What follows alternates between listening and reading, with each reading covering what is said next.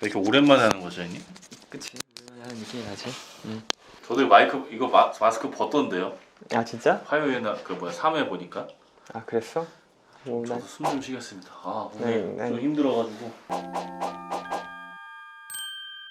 사람이랑 일하는 게 힘드네. 나도 맨날 그렇게 느껴. 그래서 제가 응. 사람이랑 일하는 게 좀 트러블이 좀 있고 이러니까 제가 형님한테 오늘 하시는 것 중에 혹시 제 멘탈 케어를 해주실 수 있는 게 없냐라고 물어보니까 하나 있다고. 그게 뭐죠, 형님? 주제가? 직장 생활의 미신들. 뭐 약간 성차별적인 그런 멘트 막 이런 거? 아니야 그런 거 말고. 그건 아니야. 그냥 진짜 들어봤던 말일 수 있어. 예를 들어 회사가 널 뽑았을 때는 너의 월급의 4배를 받으려고 뽑은 거야. 근데 회사가 사업을 못하면 내 잘못인가? 난 일을 열심히 했는데. 그냥 그걸 노리고 뽑았다고 하면 말이 깔끔하게 끝날 텐데 그게 아니라 4배는 벌어야 해. 그러니까 너가 못하면 문제가 있어. 이런 식으로 얘기하는 것들부터 회사가 못하면 너가 잘못이야. 그런 거부터 시작해서 되게 여러 가지가 있는데 이제 이건 얘기했으니까 첫 번째로 얘기할 건 그거야. 상사가 아랫사람을 대할 때. 근데 아랫사람이잖아. 네. 이런 소리를 들을 수밖에 없어. 그러니까 예를 들어 이거지. 야, 너도 옳고 나도 옳아. 그러면 상사인 내 말대로 하는 게 맞지 않아? 보통 그렇죠. 그럼 아랫사람 말대로 하면 왜 안 돼? 경험이 부족하니까. 아니, 거짓말이야. 처음부터 그럴 생각이 없었어. 너도 옳고 나도 옳아가 아니라 그냥 묵살한다는 뜻이야. 너는 옳지 않고 내 말이 맞아.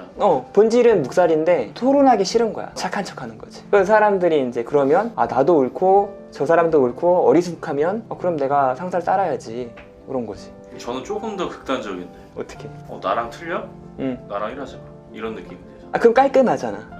근데 이거는 그러니까 속임수가 살짝 있는데 눈에 사실 다 보여. 눈에 보이는데도 그렇게 이제 말을 못하는 경우나 진짜 속는 경우나 속으면 안 되지 최소한. 그리고 또 그런 말을 하지. 까라면 까야지 회사에서. 그렇죠. 사람 죽이라고 하면 죽일 거야? 군대는 상사가 전시에 죽이라고 하면 죽여야지. 나가라고 하면 나가는 게 맞지. 내가 지금 회사에 왜 왔지? 내 물건을 팔려고 온 거잖아. 노동력. 그렇죠. 네네. 나도 판매자야. 근데 판매자 보고 까라면 까라는 게 시장 가가지고 사과 딱 달라고 했는데 1,000원에 줘요. 2,000원 써있는데 1,000원에 줘요. 이거 말도 안 되게 비싸네. 까라면 깔 거야? 말이 안 되잖아. 그렇죠. 근데 그거를 사람들이 의식을 못하고 주인과 노예처럼 살아. 근데 상사도 결국에는 똑같은 일을 겪은 거잖아요. 그러니까 같은 말이 나오는 게 아니고. 그게 문화지. 문화적인 건데 좀 중요한 거는 그게 이제 당연하다는 분위기로 가면 계속 노예화돼. 그럴 수밖에 없어. 근데 내가 판매자라는 거 알고 난 좋은 제품을 계속 만들어야 되지. 나쁜 제품을 팔면 당연히 비굴해지겠지만 내가 점점 좋은 제품을 팔 수 있고 가치가 있다고 내가 느끼는데 굳이 까라면 깔 필요는 없는 거지. 부당하다 하면. 근데 약간 우리가 의도치 않게 그 부조리에 대해서 지금 얘기를 하고 있는 거네요, 그렇죠? 근데 이제 회사에서 그걸 거짓말로 포장하니까. 그러면 이제 넷플릭스 화제작 DP에서 그런 상황도 있을 수 있잖아요. 그러니까 직장이 군대야. 애초에 내가 그래서 군대는 약간 제꼈잖아. 군대를 한다. 군대는 사람을 죽이는 집단이야. 윗사람 말을 안 들으면 사고야. 거기서 전투에 관한 내용이라고 한다면 명령을 따르지 않으면 그거는 총살할 수 있는 거잖아, 전시에. 근데 우린 그런 조직에 들어온 게 아니라 내 노동력을 판매하는 판매자의 입장으로 들어가는 건데 그걸 망각하게 만드는 사회 분위기도 있고 이 거래처가 장기 거래잖아. 우리가 장기 거래하는 사람들한테 할인해 주잖아. 그런 것처럼 조금씩 자기가 나도 모르게 할인을 해주는 거지. 근데 그러면 계속 그렇게 대우받는 거야. 그러면은 제가 너무 약간 꼬인 것 같은데 제가 뭐 화가 나서 그런지 모르겠는데 지금 눈에 뵈는 게 없거든요. 피플레어 정신을 군대에다가 적용을 하면 되게 피곤해지겠네요. 그러니까 상황이라는 거 있지. 근데 촬영을 한다든지. 그러니까 상황에 맞게 쓰는 거지 세상에 절대적인 건 원래 없어. 피플웨어를 생산 라인에 적용하는 것도 말이 안 돼. 생산 라인은 인간을 기계화하는 게 목적이야. 정시에 나와서 제대로 된 양을 제대로 쳐내고 그거보다 이상으로 하면 좋은 거야. 근데 그 사람이 막 생각한다고 갑자기 내가 볼트 줄 걸 안 줘 그러면 이상해지는 거잖아. 그렇게 기계화시키는 일에 대한 이야기를 하는 게 아니야, 피플웨어는. 그러니까 군대 그리고 생산 같은 뭔가 이제 특정한 그런 분위기를 요구할 수밖에 없는 곳 말고 우리가 이제 사무직이라든지 아니면 이제 다른 여타 그런 상황에서는 이 부조리에 수긍하면 안 된다. 그렇지. 자, 내가 판다는 걸 명확히 알아지. 근데 그 친구 같은 경우는 조금 그랬다. 생산처럼 돌아갈 수 있는 사람이니까 2시간 전에 안 하겠다. 그건 좀 심한 것 같아. 좀, 그럴 때는 어떻게 해야 돼, 역으로? 이 상사가 거짓말을 해서라도 그 자기의 의견을 관철시켜야 하는 거잖아요. 이 상사 입장에서. 그랬으면 어떻게 부조리 없이 얘기를 해서 할 수가 있을까요? 그건 진짜 스킬인 거고 인간관계인 거야. 근데 객관적으로 보면은 그 사람이 판매하는 상품을 제대로 판다고 해놓고 안 판 거잖아. 자기가 팔기로 한 거를 약속한 시간에 주거나 이래야 되는데 아 물건 있어요 하고 기만하고 안 파는 행동을 한 거잖아. 그쵸. 신고할 대상이잖아 사실은. 계약서를 어. 2시간 있다 쓴다 그랬는데 사실- 2시간 전에 거래 취소를 얘기한 거 아니야? 그치, 그냥 거래를 안 해야 정상이지. 그런 사람들이 이제 반복되는 거를 내가 알 수가 없잖아. 처음부터 그래서 이미 이제 어그러진 것 같긴 한데 일단 그 사람이 한 행동은 그런 행동인 거야. 신뢰를 먼저 깼으니까. 근데 이제 대부분 일하는 사람들도 처음에는 열심히 일한다라고 하잖아요. 당연히. 그런데 시간 지나서 열심히 일을 안 하잖아요. 그러면은 속인 거 아닌가요? 뭐 식당에서 시식은 항상 좋게 나오잖아. 누구 온다고 하거나 학생 기숙사 같은 경우는 첫날이 정말 맛있게 나오는데 본색을 드러내 지금. 아, 그렇죠. 다 똑같아 판매자들은. 근데 그 중에 이제 보물이 있는 거지. 변하지 그거를 않는. 그거를 막기 위해서 인턴 제도를 한 게 있군요. 한 3개월 정도 지켜보면 아, 3개월 버티기 좀 어렵거든. 제가 또 실수로 잘못 소개시켜준 케이스도 있었죠. 아 그치. 그래서 형님 피플레어 정신을 발휘하셔서 난 약속은 지켰어. 네. 나는 그 친구에 대해서. 3개월간의 계약을 더 이상 갈 수 없습니다 음. 라고 얘기를 하셨고 음. 되게 미안했었고. 자, 그러면은 또 있나요? 다른 미신이? 사람들이 회사에서 승진을 하면 인생이 좀 바뀔 거라고 생각할 정도로 이렇게 집착을 많이 해. 돈이 올라가죠.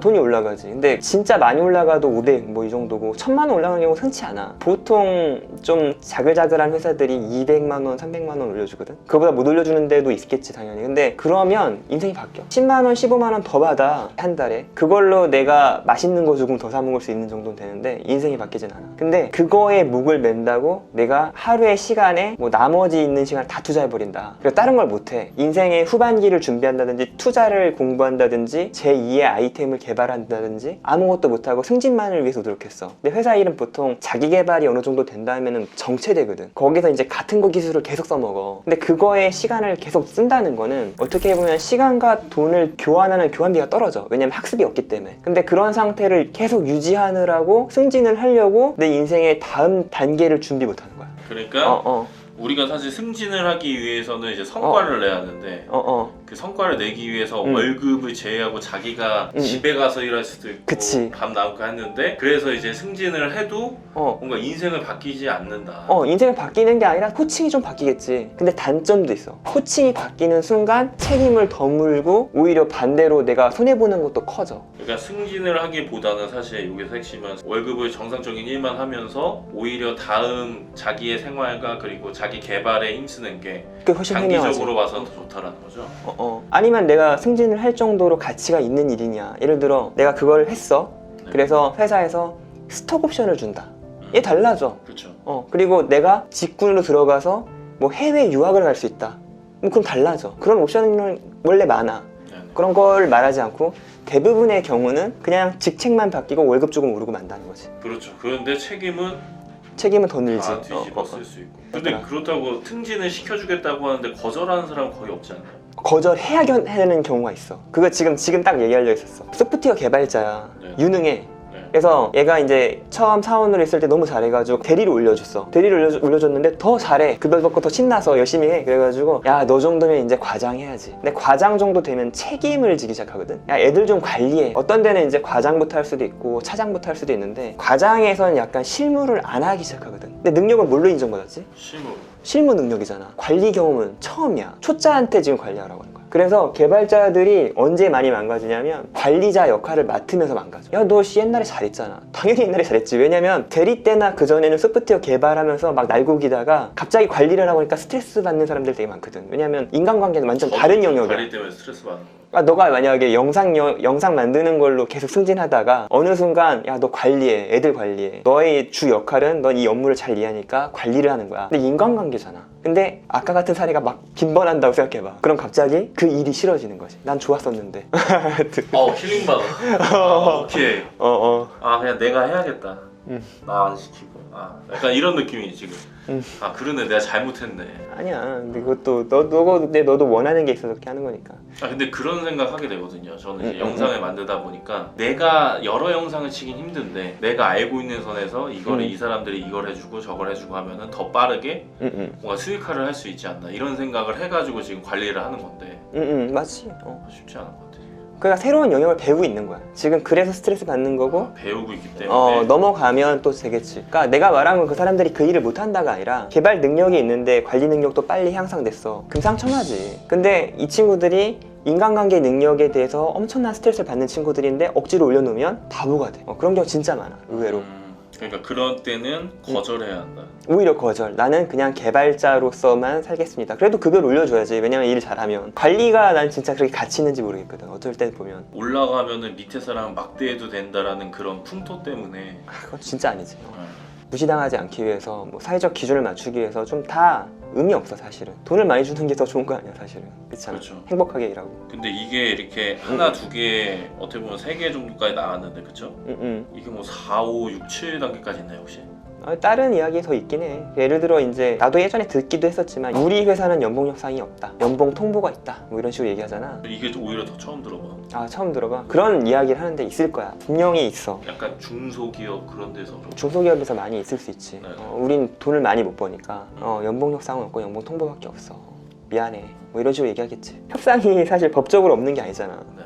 협상이 있는데 동결해 주세요가 아니라 이런 식으로 말할 정도면 그 사람에 대한 철저한 무시야. 너는 연봉을 협상할 능력도 안 돼. 넌 자격이 안 돼. 이런 얘기를 한 거야. 그런데 거기서 계속 다니면서 내가 노예처럼 행동할 이유가 더 없지. 밑면에 깔린 말들이 뭔가 이게 한 번 딱 듣고서 그렇구나 하는 건 좀 바보 같고 한 번 듣고 재해석해봐야 돼. 그러니까 막 세상에 주는 대로 이렇게 말을 던진 걸 그대로 고지고대로 액면을 믿으면 이 사람들 그래도 되게 나 배려하는구나. 아니면 이 사람들이 뭐 상황이 그렇구나 이렇게 되는데 그게 아니라 한 번 더 꼬아서 생각하면 내면에 무시하는 느낌이라든지 이런 걸 다 읽을 수가 있어 약간. 물론 말싸움하고 말장난치는 것 같긴 한데 근데 이런 게 많이 반복되면 분명히 있는 거야 그런 마음이. 그럼 거기 내가 목숨을 걸고 충성을 해야 돼? 아니잖아. 또 뭐가 있을까요? 마지막은 당연히 똑같은 말을 하는 것 같긴 한데 이 회사에서 내가 이렇게 열심히 하고 했을 때 뭐 스톡 옵션을 주거나 특별하게 나를 잘해주는 게 아니라고 한다면 유리천장이 있는 거 알고 있어야 돼. 마치 계속 올려줄 것처럼 얘기하거든. 이사까지 올라갈 수 있고 노력하면 거기까지 갈 수 있다는 그런 비전을 계속 보여줘. 근데 유리천장이 있어. 그리고 더 놀라운 건 뭐냐면 대기업 임원까지 가잖아.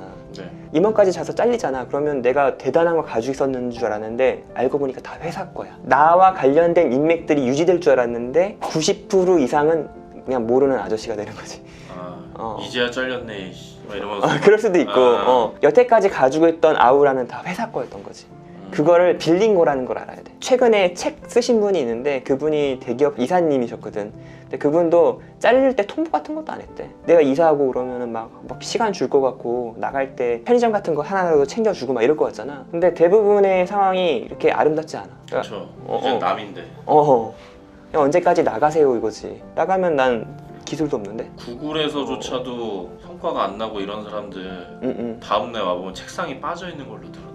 구글 같은 데가 성과 못 내면 곤란하지. IT 업계에서 잘 나가는데 오히려 더 무서워. 성과를 정확하게 측정하고 그거에 대한 일을 깊게 이해하고 있기 때문에 얘가 능력치가 어느 정도인지 알거든. 그러니까 이제 이 미신을 이제 제가 좀 약간 요약을 정리를 하자면 결국엔 사람 관계에 있어서보다는 개인의 능력을 올리는 게 훨씬 더 행복한 삶이네요. 그치. 그리고 그 회사가 날 대우해주고 있는지 아니면 대우해주는 척을 하고 있는지도 알아야 돼. 그리고 그게 그 회사에서 내가 어떤 위치에 있다고 하면 그게 내 거 아니라는 것도 알아야 돼. 결과적으로 잘 되기 위해서는 우리가 또 정년도 이제 좀 빠르잖아요 요즘에. 그렇지. 요즘에 무섭게 빠르지. 50대 막 이럴 때 정년을 오고 이러니까. 수명은 길어졌는데. 그렇죠. 수명은 거의 한 100살 산다고 하는데 남은 50을 준비하기 위해서라도 자기 개발이 굉장히 중요하다.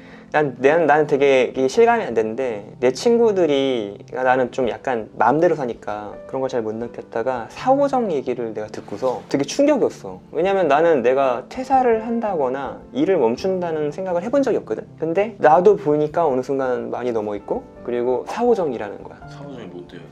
45세에 퇴사한다는 거야.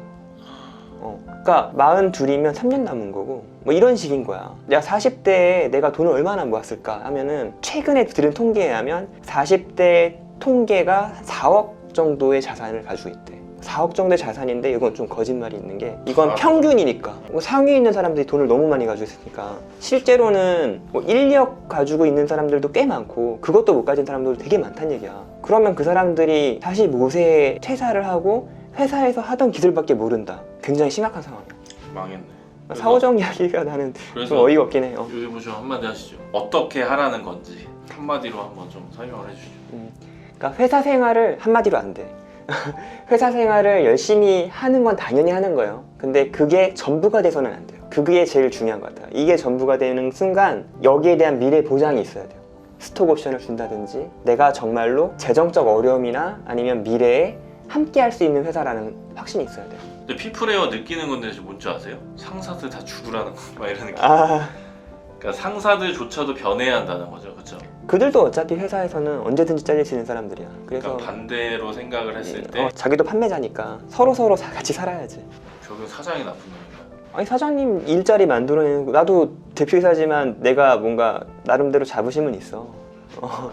신기합니다. 참 대표 이사님이신데 직원들한테 그렇게 얘기해 줄 수 있다. 아 근데 사실 그렇게 하니까 팀원을 유지할 수 있는 것도 있는 거지. 저희 올해 10년차가 4명이 되거든요. 8명밖에 없지만 그 다음에 5명이 10년차고 그 다음에 6명이 10년차예요. 그러면은 내가 급여를 많이 줬거나 아니면 뒷배가 있거나 이렇게 생각할 텐데 저 그런 거 아무것도 없어요. 제가 그런 걸 했다고 하면 이미 다 나갔을 것 같아요. 나보다 능력 많은 친구들도 있고 그런데. 알겠습니다. 그러면은 마무리 멘트 하시죠. 네, 우리는 삶을 위해서 일을 하는 겁니다. 그래서 여러분이 비엔나로 가면 안 되겠다. 네, 구독과 좋아요 감사합니다. 네, 감사합니다. 어렵다. 너무 많이 했는 거 아니야? 많이